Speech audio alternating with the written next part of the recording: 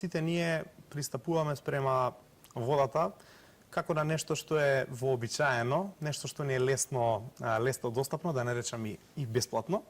Така го третираме, а при тоа во некои случаи забораваме колку е тоа од критична важност за нашиот организам.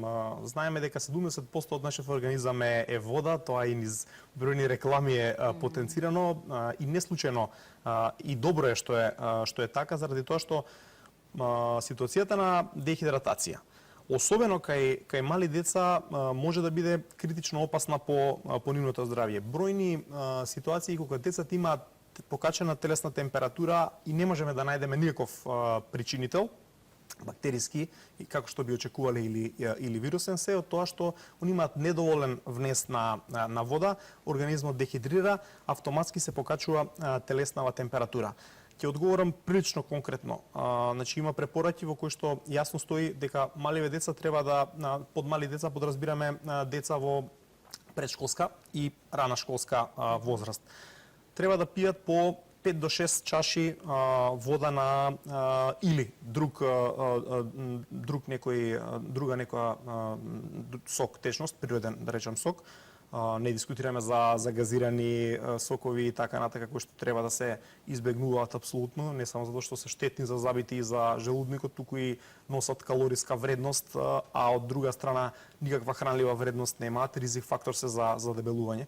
Така да треба да користиме литар до литар и 200-300 милилитри минимално вода, зависно од активностите на детето и динамиката која што има и од тоа дали е лето или зима. Некои деца имаат и поголеми потреби, некои имаат и помали. Ако спортува и така натака, се потат летно време.